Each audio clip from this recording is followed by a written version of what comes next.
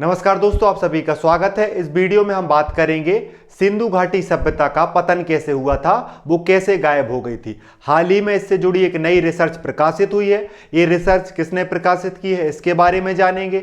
Research में क्या महत्वपूर्ण बातें बताई गई हैं, उसके बारे में जानेंगे। एक शॉर्ट इंट्रो जानेंगे इंडस वैली सिविलाइजेशन के बारे में, और अंत में बात करेंगे कि वर्तमान में इस रिसर्च का महत्व क्या होने वाला है। ये शोध वर्तमान में कैसे महत्वपूर्ण साबित हो सकता है, इस चीज को भी वीडियो के अंत में डिस्कस करेंगे। आइए वीडियो की शुरुआत करते हैं और जानते हैं क्यों गायब हुई थी सिंधु घाटी सभ्यता। तो देखिए, एक नई रिसर्च है और ये रिसर्च किसने की है?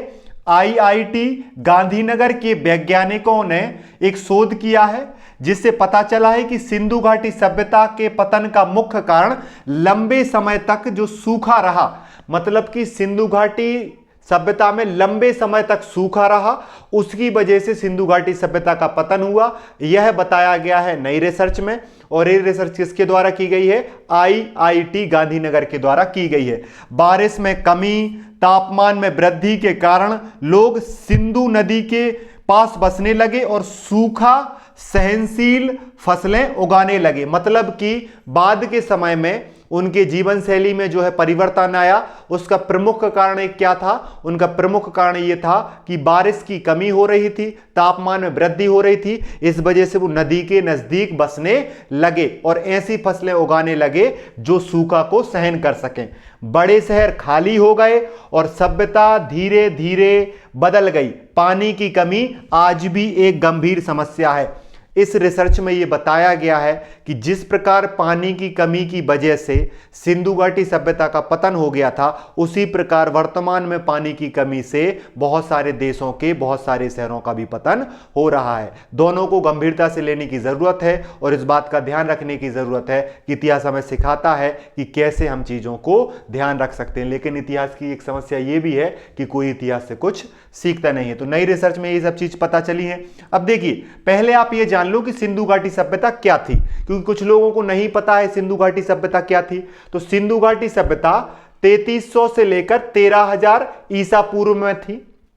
3300 बीसी से लेकर लगभग 1300 बीसी तक ये रही है, ऐसा माना जाता है। लेकिन इसका सबसे परिपक्व समय, सबसे महत्वपूर्ण समय माना जाता है 2500 बीसी से 1750 बीसी तक, जब ये सबसे विकसित अवस्था में रही सिंधु घाटी सभ्यता।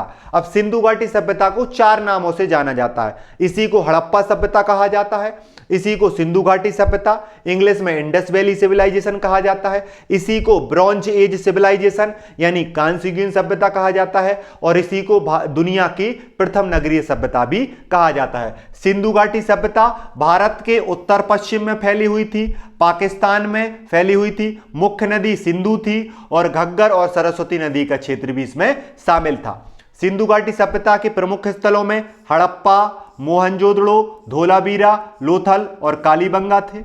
नगर नियोजन, यहां पर ग्रिड पैटर्न का प्रयोग किया गया था, पक्की ईंटों का प्रयोग किया गया था, विकसित जल निकासी का प्रयोग किया गया था, जो वर्तमान के आपके स्मार्ट सिटी प्लान से कनेक्ट करते हैं। बेहतरीन सड़कें, बेहतरीन सुरक्षा, बेहतरीन तकनीक का प्रयोग किया गया था इंडस वैली सिविलाइजेशन में। साथ में यहां पर कृषि की जाती थी, पशुपालन किया जाता था और दूर जाकर व्यापार भी किया जाता था।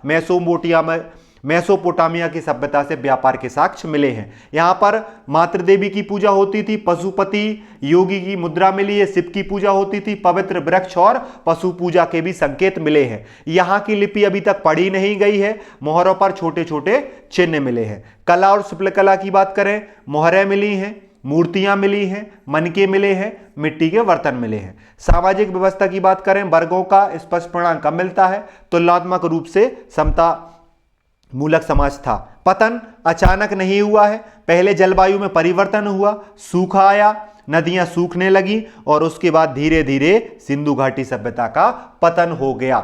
सिंधु घाटी सभ्यता का पतन बाढ़ की वजह से नहीं हुआ था, बल्कि जलवायु परिवर्तन और बार बार आने वाले सूखे कारण हुआ था। यही नई रिसर्च भी बताती है। अगर मैं आपसे बात करूं कि सिंधु घाटी सभ्यता में जो नई शोध हुई है सिंधु घाटी सभ्यता को पतन को लेकर, रीसेंट साइंटिफिक फाइंडिंग में क्या पता चला है, इसको प्रकाशित किया गया है आईआईटी गांधीनगर के द्वारा 2025 में ये स्टडी प्रकाशित की गई है। प्रकाशित कहाँ पे की गई है? Nature Communications Earth and Environment शीर्षक, किस शीर्षक से प्रकाशित की गई है स्टडी? रिवर डेट्रॉड forcing of the Harappan metamorphics, इसके नाम से, इस शीर्षक से इस रिसर्च को पब्लिश किया गया है। IIT Gandhinagar, university of Arizona और यूनिवर्सिटी ऑफ कोलोराडो बोल्डर के सहयोग से ये रिसर्च की गई है। 4550 से 3400 वर्ष पहले के जलवायु पैटर्न का अध्ययन किया गया है। लगभग 1000 वर्षों में 4 बड़े सूखा है, ये रिसर्च में बताया गया है। प्रत्येक सूखा 100 से 160 वर्षों तक चला है। लेट हड़प्पा काल का लगभग 50% समय सूखे में बीता है। ये नई रिसर्च बताती है कि बहुत लंबे समय तक सूखा रहता था, 80-80 साल तक सूखा दिखता था। सूखे का मतलब होता है बहुत ही कम बारिश हो जाना, जमीन में नमी बिल्कुल ही नहीं बचती है, उसे सूखा कहा जाता है। सूखे की समस्या आज भी हमें देखने को मिलती है। इसी समस्या का सामना सिंधु घाटी सभ्यता के लोगों ने किया। जहां पर पहले जलवायु अच्छी थी, वहां पे जलवायु खराब होने लगी, बारिश की कमी आने लगी। इस वजह से कृषि उत्पादन कम हुआ, व्यापार कम हुआ, नगर जो है वो डेक्लाइन की ओर बढ़े, शहर समाप्त होने लगे और वो खाली होकर गांव की ओर चले गए। ऐसा इस रिसर्च में बताया गया। इसमें इस बात का ध्यान रखा गया है कि गुफाओं में जो स्टेलमेटनाइट या स्टेलेकेलेटाइट्स मिले हैं, उनके माध्यम से तकनीक का प्रयोग करके जांचा गया है।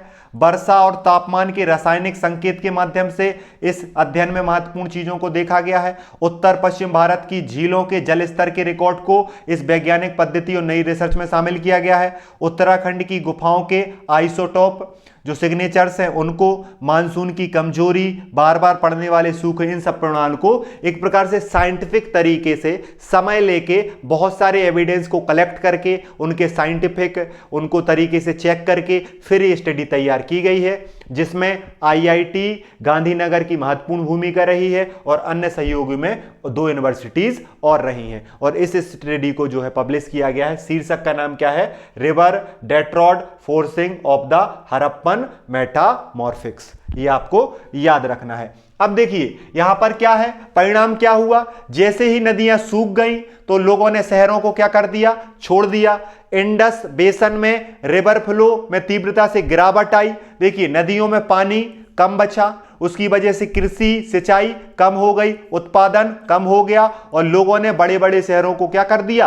खाली कर दिया, क्योंकि जलापूर्ति बाधित हो गई, सिंचाई, व्यापार, ये सब अब बनाए नहीं रखे जा सके और शहरी ढांचा आर्थिक रूप से अव्यवहारिक हो गया। मतलब शहर रहने लायक ही नहीं बचे। पीने का पानी, कृषि के लिए सिंचाई और व्यवस्थाओं के लिए जो पानी की जरूरत थी, 80-80 वर्ष के जो सूखे आते थे, उनकी वजह से शहर जो है नष्ट हो गए और इसमें सबसे बड़ी भूमिका रही जलवायु परिवर्तन की।